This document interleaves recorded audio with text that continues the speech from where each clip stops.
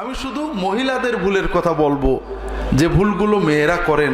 যেহেতু মেয়েদের নামাজের কথা বলছি, আমাদের দেশের মেয়েরা নামাজ যারা পড়েন না তারা তো ভুল করেনি, যারা ফরজ পড়েন না, শবে বরাত পড়েন, তারা আরো ভুল করেন। কিন্তু যারা পড়েন তারাও ভুল করেন। নামাজের ভিতরে অনেকগুলো ফরজ আছে, যেমন কাপড় পরা নামাজে ফরজ না? ফরজ। কাপড় না থাকলে ন্যাংটোও নামাজ হবে, কিন্তু আপনার কাপড় আছে। যেমন পুরুষের কন্টুক ঢাকা ফরজ, নাভি থেকে হাঁটু পর্যন্ত, না থাকলে ন্যাংটোলেও নামাজ হবে, কিন্তু আছে।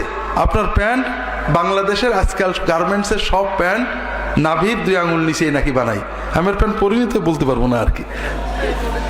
এই প্যান্ট পরে যদি প্যান্টের উপরে ছোট শার্ট বা গেঞ্জি থাকে নামাজ কিন্তু হবে না, বা পাতলা যদি শার্ট থাকে নামাজ হবে না, কারণ আপনি তো ন্যাংটো।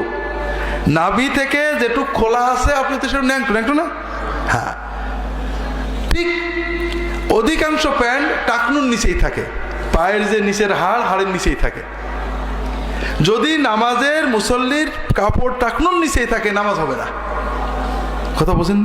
রাসূলুল্লাহ সাল্লাল্লাহু আলাইহি ওয়াসাল্লাম বলেছেন তোমার নামাজ হয়নি, আবার ওযু করতে বলেছেন। এটা হলো পুরুষদের ক্ষেত্রে। পুরুষদের আরো আছে গা ঢাকা ইত্যাদি কম বেশি। মহিলাদের জন্য নামাজের ভিতরে মাথার চুল থেকে পা পর্যন্ত ঢেকে রাখা ফরজ।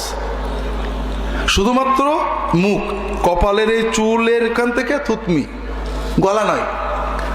আর 2 কানের কান্নাক মধ্যবর্তী যে মুখমণ্ডল এবং কবজি পর্যন্ত হাত, এর বাইরে কোনো জায়গা যদি খোলা থাকে, অন্ধকার ঘরে একা কেউ যদি কোনো মহিলা নামাজ পড়েন, তার যদি এইটুকু বাদে কোনো জিনিস খুলে যায়, যেমন মাথার কাপড় সরে যেয়ে চুল বেরিয়ে যায়, অল্প কিছু চুল বেরিয়ে যায়, অথবা কানের নিচেই জুলফির চুল বেরিয়ে যায়, অথবা 2 কানের 2 কান বা 1 কান বেরিয়ে যায়, সরে যায় কাপড়, অথবা পিছনের মাথার চুল ঝুলে বাইরে চলে যায়, অথবা থুতমির নিচেই যে গলার অংশ এটা বেরিয়ে পড়ে, অথবা হাতের কনুই এসব জায়গায় বেরিয়ে পড়ে, অথবা পায়ের টাকনুর উপরে, পায়ের উপরের পা নলা বেরিয়ে পড়ে, ওই মহিলার নামাজ হবে না। কারণ তিনি নামাজের ফরজ তরক করেছেন কাপড় থাকা সত্ত্বেও। কথা কি বুঝতে পেরেছেন? তাহলে শাড়ি পরে যারা নামাজ পড়েন মহিলারা, নামাজ কি হয়? শাড়ি হলো একেবারেই অনইসলামী পোশাক। শাড়ি মোটেও পরবেন না। শাড়ির বদলে ভালো পোশাক হলো সুন্নত পোশাক। রাসূলুল্লাহ সাল্লাল্লাহু আলাইহি ওয়াসাল্লাম সাহাবীরা যে পোশাক পরতেন, মহিলারা, নবীজির স্ত্রীরা, মেয়েরা যে পোশাক পরতেন, সেটা হলো ম্যাক্সি, দেরা, বড় ম্যাক্সি, ফুল হাতা অথবা কবজি পর্যন্ত হাতা, পায়ের গোড়ালির নিচেই ঝুল, বড় ম্যাক্সি। 2 নম্বর, ম্যাক্সির উপরে বড় চাদরের মতো ওড়না, যে ওড়না মাথার উপর দিয়ে, ঘাড়ের উপর দিয়ে প্যাচ দিলে আপনার মুখটুকু ছাড়া আর কিছু খোলা থাকে না। 3 নম্বর, ম্যাক্সির নিচেই সায়া পাজামা। কথা কি বুঝতে পেরেছেন? এই 3টে পোশাক মেয়েদের ফরজ পোশাক। এই 3টে না পড়লে ফরজ আদায় হয় না।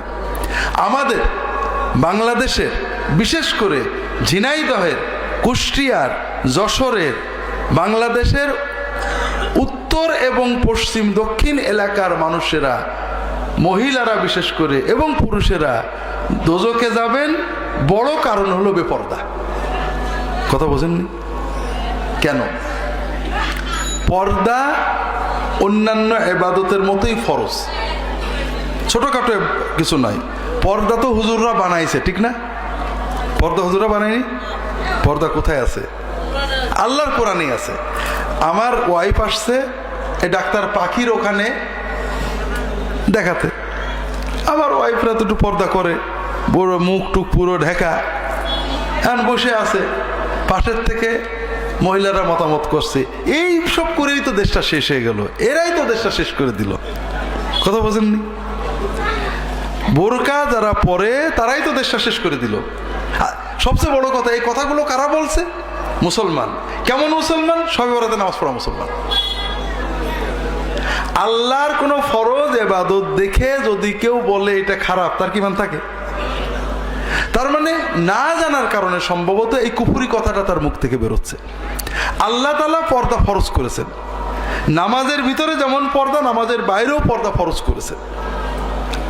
পর্দা মানে শরীরটা পুরো ঢাকা রাখবে। মাহরাম, রক্ত সম্পর্কের আপন আত্মীয় যাদের সাথে বিবাহ না হয় তারা বাদে আমাকে কেউ দেখবে না, আল্লাহ এটা কোরআনে হুকুম করেছেন। আমরা একটু পরে বলবো মূল পর্দার কথা, কারণ এই হাদিসেও আল্লাহ বলেছেন, আল্লাহ রাসূল বলেছেন, যেটা আগে বলছিলাম। তাহলে নামাজের ভিতরে আমরা এবং বাইরে সর্ব অবস্থায় মেয়েরা কি পোশাক পরবেন? ফরজ এবং সুন্নত। বড় ম্যাক্সির জায়গায় বড় ঢিলে ঢালা সালোয়ার কামিজ পরলে চলে, কিন্তু কামিজ আজকাল পর্দা রাখে না। এখন কামিজ পরেও ন্যাংটো হয়ে যায় মানুষ। রাসূল বলেছেন, সিনফান মিন উম্মতি লাম আরাহুম, আমার উম্মতে দুই শ্রেণী এখন আমি দেখিনি। তার ভিতরে এক শ্রেণী পুরুষ আর এক শ্রেণী নারী। রিজালুন বিআইদিহিম আসওয়াতুন কাআদনাবিল বাকার, কিছু মানুষ হবে হাতে মানুষের আঘাত দেওয়ার মতো লাঠি সোটা বা বেত থাকবে, যারা অর্থাৎ সন্ত্রাসী বা খুব শক্তিশালী, সমাজের মানুষদের মারধর করবে, কষ্ট দেবে। কথা বোঝেননি? এরকম হয়ে গেছে না আজকাল? ছোট ছোট ছেলে পেলে এমন উগ্র হয়ে গেছে যে একটু কিছু হলেই মারতে হবে। আর এক শ্রেণী নারী, কাসিয়াতুন আরিয়াতুন মাইলাতুন মুবিলাতুন, যারা কাপড় পরে থাকবে কিন্তু ন্যাংটো, কাপড় পরে থাকবে কিন্তু, তার মানে কি কাপড়টা এত টাইট হবে শরীর বোঝা যাবে। কথা বোঝেননি? কাজেই আমাদের সমাজে যে সালোয়ার কামিজ বর্তমানে হচ্ছে, এগুলোতে নামাজও হবে না, সতরও হবে না। তবে ঢিলে ঢেলা ফুল হাতা যদি বড় কামিজ হয়, নিচে সালোয়ার হয়, এটাও ভালো, শরিয়া সম্মত, সুন্নাহ সম্মত। সবচেয়ে ভালো হলো বড় ম্যাক্সির নিচে সায়া অথবা পাজামা, উপরে বড় ওড়না। নামাজ পড়বেন এই তিনটে পোশাকে নামাজ হয়ে যাবে।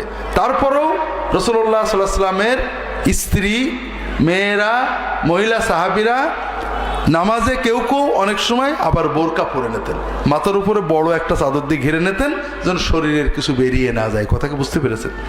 এটা হলো মহিলাদের নামাজের জন্য খুবই জরুরি বিষয়। যারা নামাজ পড়েন অবশ্যই নামাজের জন্য এবং সব সময় ব্যবহারের জন্য ম্যাক্সি, বড় ওড়না অথবা বড় সালোয়ার কামিজ এবং বড় ওড়না নিয়ে নেবেন। আল্লাহ তাআলা তৌফিক দান করুন, আমিন।